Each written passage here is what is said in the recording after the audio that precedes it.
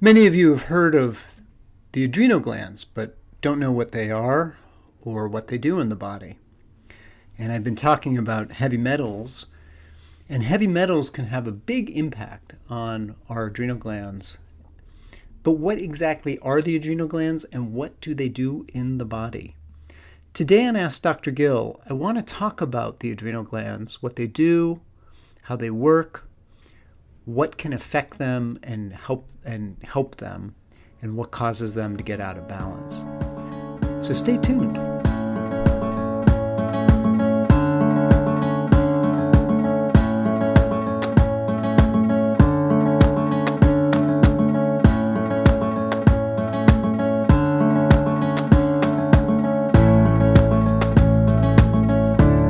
Hello and welcome to Ask Dr. Gill. I'm Dr. Gill Winkleman. Today on the program, I want to talk about the adrenal glands and also sort of tie this back in to some of the stuff we've been talking about in terms of heavy metals and hair testing and tissue analysis. And I think I mentioned the adrenal glands last week in the hair analysis, and in particular looking at sodium to potassium ratios and what the meaning of that ratio is as it relates to the adrenal glands. And so today I kind of want to talk more about that because I know that has brought up some questions from some listeners, and actually it came up with a couple of patients this past week when I was talking about kind of what's going on with them. And in fact, it came up in the context of discussing a hair analysis test, and I actually have one in front of me, which is kind of cool to kind of talk about. So, and that may be, if you hear paper crinkling, that's what you're hearing, just so you know. So actually, this may end up being a multi-part podcast because there's a lot to cover.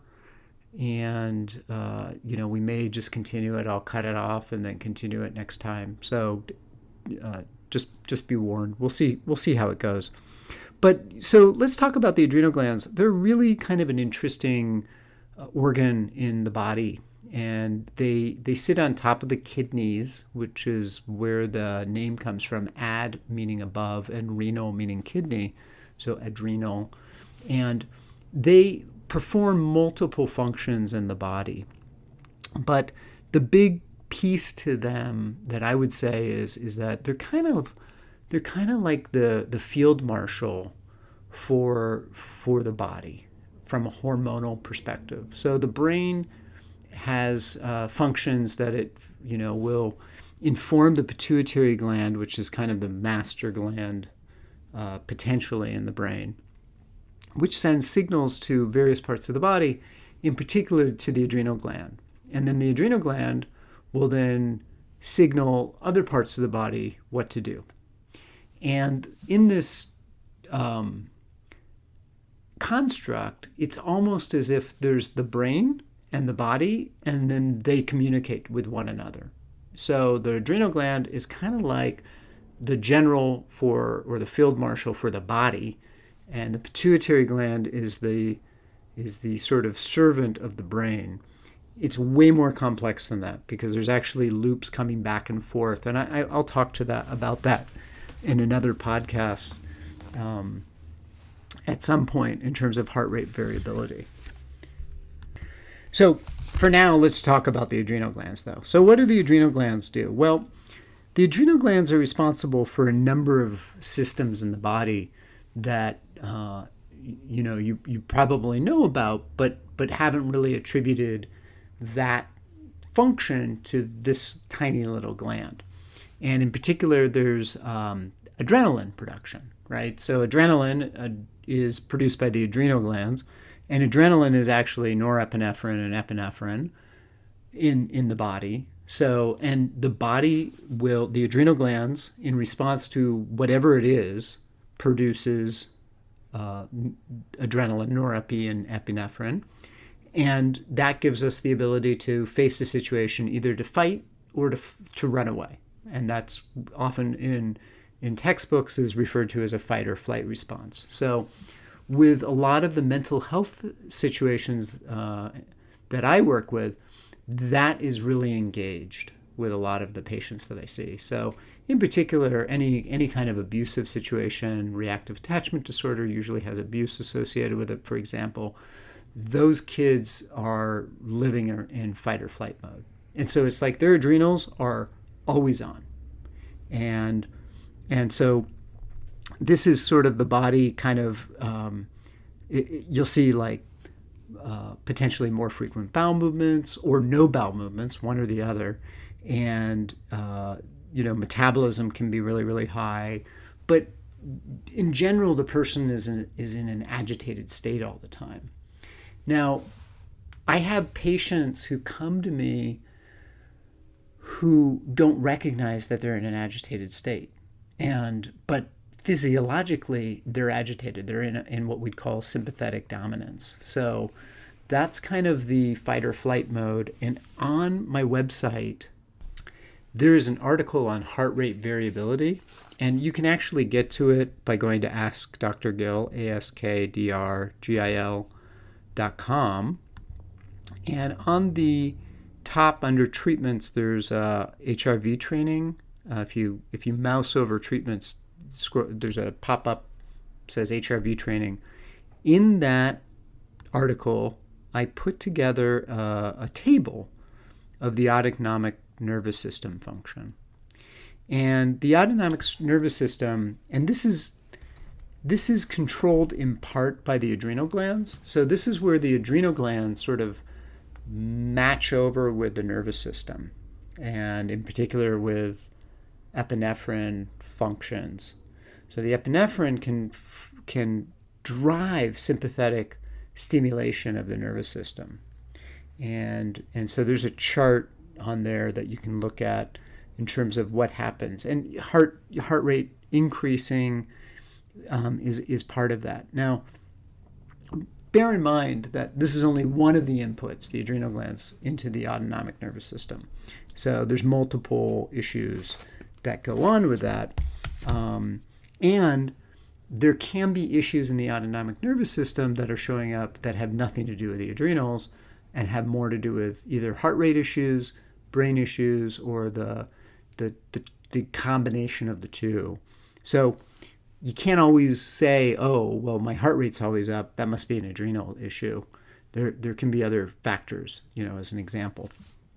But I bring this up because it highlights sort of how the beginning stages of what we would call adrenal fatigue actually start with the adrenals being overstimulated, and that can affect the nervous system. So, and just as an aside, we live in a fairly high stress society, and actually it's more than fairly. It is a very high stress society. We live in a situation that is not really good for our nervous systems, and it's not really good for our adrenal systems.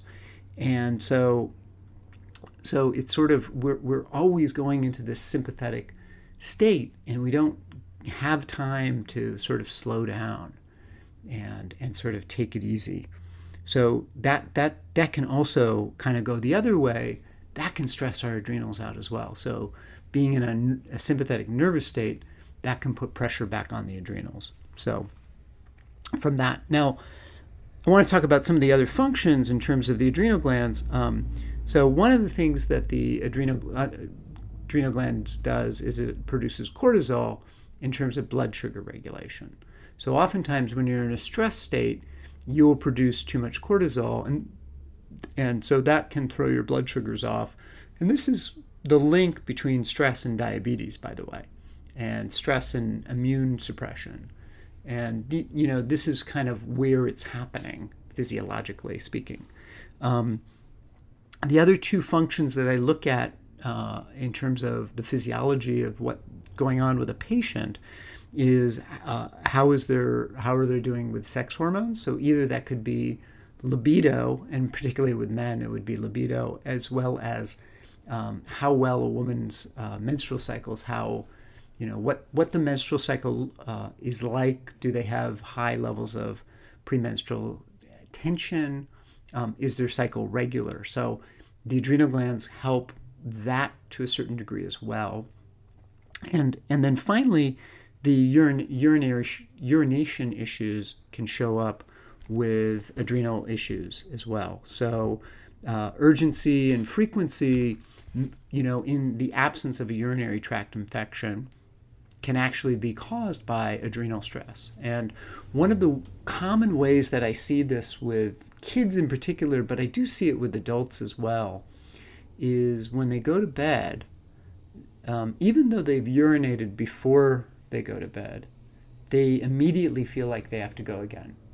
And that's way more frequent than you would think in terms of how our effects are with the adrenal glands. And I have a few kids who will go to bed and they'll get up to pee 10 to 20 times in a half an hour, and only a little bit will come out. And this has to do with the adrenal glands. So we treat the adrenal glands, and then the issue sort of resolves itself in that regard. So that's kind of the functions of the adrenal glands and kind of what that looks like. So I'm going to step aside for just a moment, and then we're going to talk a little bit more about the adrenal glands and what an imbalance, how the imbalances may show up over time. So stay tuned.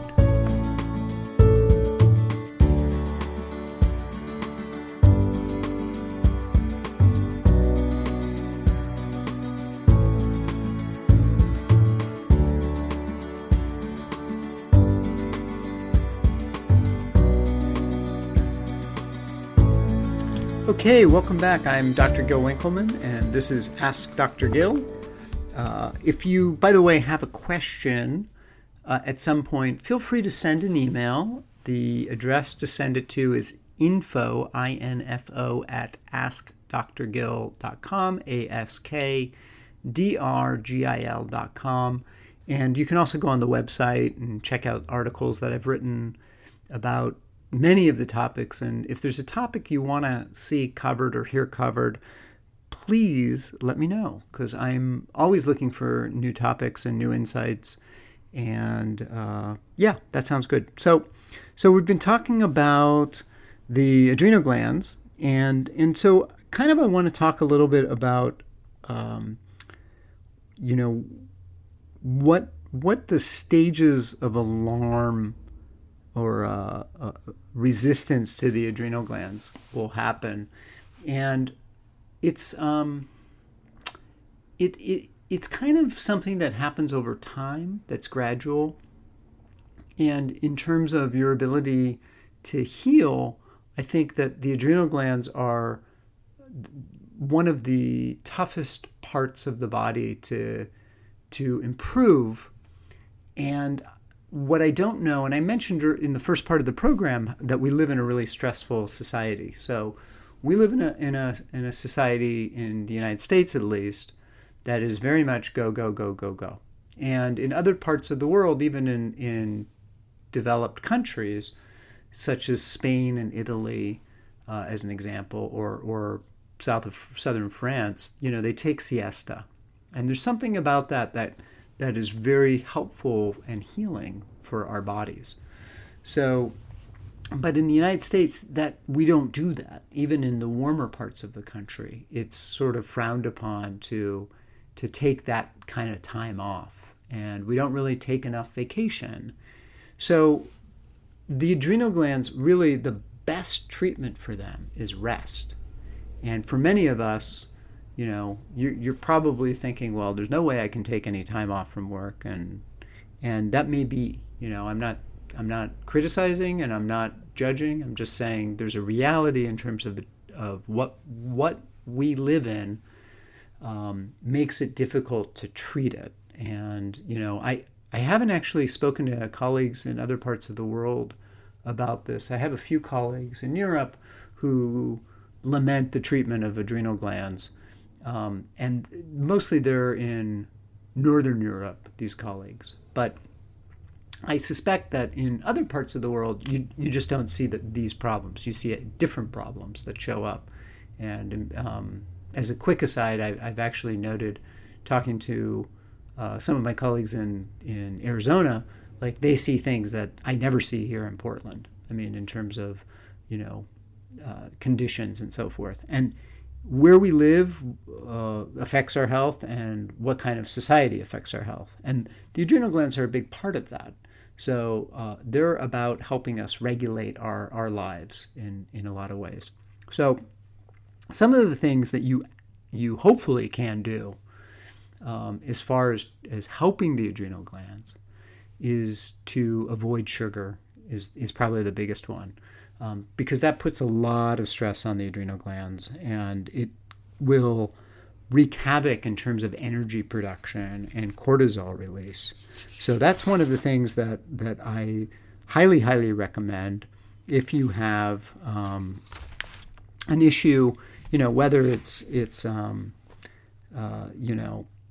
menstrual issues, or you've been tested and you do have heavy metals, or whatever it is, avoiding sugar and any kind of like high glycemic foods, that can definitely help improve your adrenal state. The other thing that people, I think doesn't get enough attention in terms of the ability to heal the adrenal glands is creating a schedule and a routine that is really, really consistent.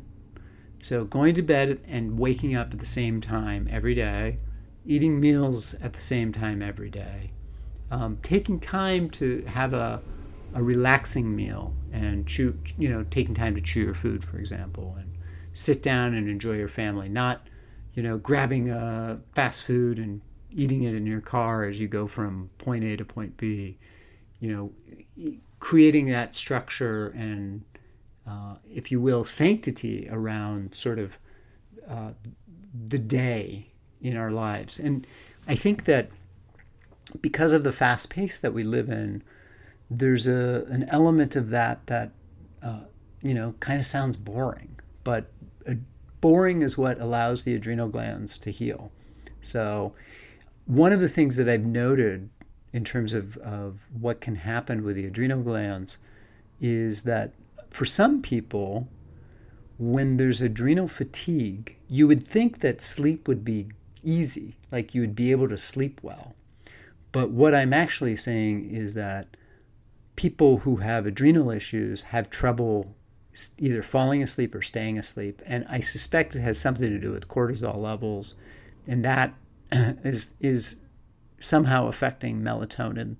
And so when you go to sleep, ideally you're sleeping in a pitch black room, possibly with eye shades, because our pineal glands produce melatonin in response to a lack of light. And cortisol actually shuts melatonin off. So, as the day goes on, and ideally you have a spike of cortisol sometime in the early morning. That's the highest level of cortisol. That's why you're ideally waking up hungry, and that's what wakes you up. And then you go and you eat something, and your cortisol level goes up again around noon to 1 o'clock, and it starts to come down a bit, and then it comes up a little bit more in the late afternoon, and then it kind of comes back down, and then in the evening you start shutting it down, and cortisol levels drop, melatonin levels start to go up, and that's when you fall asleep, and you sleep through the night, and then the cycle goes through and starts all over again. Well, the fast pace of life, electronic devices, ambient lights as well, all of those are messing that system up. And so oftentimes when there's adrenal issues, there's sleep issues. So one of the things that I've noted over the years, and other of my colleagues of mine have as well, is that patients will start sleeping better and they feel more tired. And they're like, well, I've been sleeping great for the last week, Dr. Gill, but I feel more exhausted than ever. Well, that is also going to happen. And part of that happens because when you're getting sleep and the adrenal glands are starting to heal, the body says, oh, great, we can actually turn on the repair mechanisms now. Instead of being in a sympathetic state, you go into a parasympathetic state.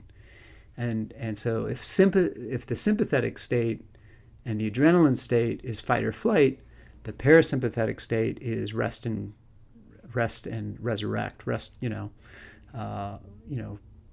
and healing. So that's the piece that kind of can happen. And as your body healing mechanisms turn on, you actually start to feel more exhausted for a while. And eventually that does go away, by the way. And then you're in healing mode, fully healing mode. So that's just something to keep in mind, as far as the adrenal glands go. So, that's kind of my big talk today. And I think the takeaway about the adrenals is, limit your sugars, limit your simple carbohydrate, starchy foods, and try and set a routine where you're going to bed at the same time and ideally waking up at the same time every day, and also eating your meals at the same time every day. And if you're having trouble with sleep, the only other thing that sometimes works for some people is to take a short mid-afternoon nap. And many of my patients have reported they'll take a 10 to 20 minute nap, not too late in the day, but they find that they sleep better that night. It makes it easier to fall and stay asleep. And part of that has to do with there's something about that nap that starts to help the adrenals heal. And this is, by the way, I haven't seen this to be 100% of the time. I suspect a big part of it depends on where the person is in their adrenal fatigue state, for lack of a better way of saying it. Like how far gone or how far back up have the adrenals been. If they're rock bottom, sometimes that actually doesn't help. But as you're coming back up, it can be very helpful. So, all right, well, that's all I have for you guys today. We may talk some more about this next time. Let me know if you have questions. Again, it's info@askdrgill.com, info@askdrgil.com. And thanks so much for listening. We'll talk to you guys next time. Take care.